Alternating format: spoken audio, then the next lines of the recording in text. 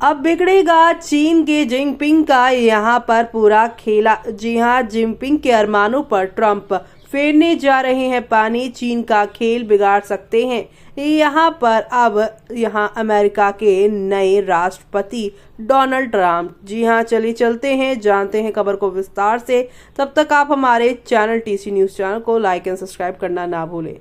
America में Donald Trump के चुनाव जीतने से डगमगाती अर्थव्यवस्था से परेशान चीन की चिंता और बढ़ गई है। इस समय चीन अपनी अर्थव्यवस्था को लेकर बेहतर करने के लिए पूरा जोर लगा रहा है। ऐसे में ट्रंप का चुनाव जीतना चीन के मास्टर प्लान पर पानी फेर सकता है। चुनाव प्रचार के दौरान से ही ट्रंप चीन से आयात होने वाले सामान पर ज्यादा टैरिफ लगाने का वादा करते हैं। ऐसे में पूरी उम्मीद है कि ट्रंप अपने दूसरे कार्यकाल में चीन के सामान पर 60% तक टैरिफ लगा सकते हैं। अगर ऐसा होता है तो ट्रंप का ये फैसला आर्थिक लिहाज से चीन के लिए नुकसानदायक साबित हो सकता है। ट्रंप की जीत के बाद चीन में इसे लेकर सभी से डर दिखने लगा है। बीते गुरुवार को चीनी सामान पर ट्रंप के टैरिफ बढ़ाने के संभावित फैसले को लेकर सवाल हुआ है, तो चीनी विदेश मंत्रालय ने कहा है कि ट्रेड वॉर से किसी का भला नहीं होने वाला है। कोरोना के बाद से ही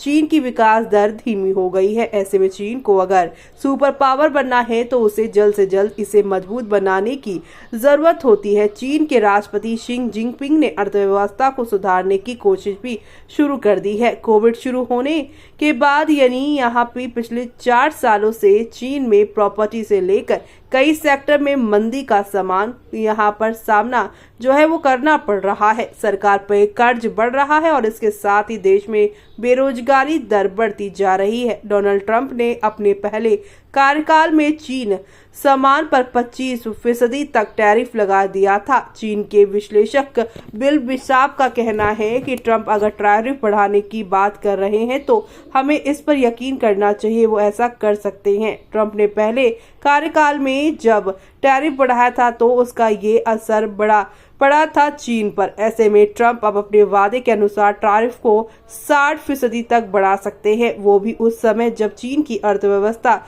पहले से ही बिगड़ी हुई है। तो ये सब चीन के लिए और ज्यादा चिंताजनक हो जाएगा। चीन में कोरोना के समय कड़े प्रतिबंध लागू किए गए थे, जिसकी वजह से अर्थव्यवस्था की दर बिगड़ गई थी। करीब 2 साल बाद चीन ने अपने कड़े प्रतिबंधों में ढील दी और अर्थव्यवस्था को सुधारने की ओर कदम उठाया। उसी समय से चीन अपनी इकोनॉमी को कोरोना से पहले वाली अर्थव्यवस्था बनाने की कोशिश में लगा हुआ है। चीन के लिए परेशान होने वाली यह बात भी है कि प्रयासों के बावजूद भी अर्थव्यवस्था से जुड़ी अच्छी खबर चीन को नहीं मिल रही है। ऐसे में ट्रंप का आना तो जलते अंगारों पर तेल फेंकने जैसा हो गया है और अब चीन के लिए अंतर्राष्ट्रीय मुद्रा कोष यानी IMF ने अपना सालाना विकास लक्ष्य भी कम कर दिया है।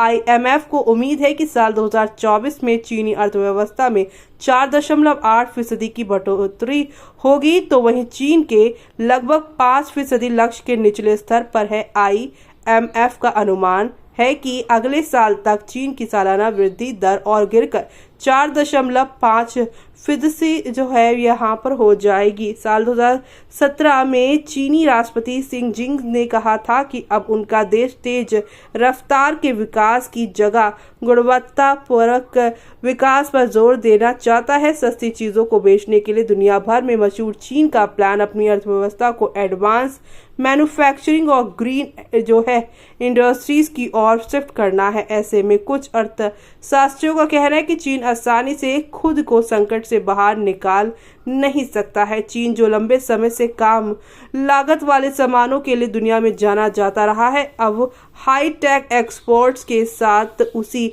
सफलता को दोहराने की कोशिश कर रहा है। चीन पहले से ही सोलर पैनल, इलेक्ट्रॉनिक वाहन यानी EV और लिथियम आयन बैटरी बनाने में दुनिया में सबसे आगे है। इंटरनेशनल एनर्जी एजेंसी IEA के अनुसार विश्व में सोलर पैनल उत्पादन के मामले में चीन का हिस्सा करीब 80% है।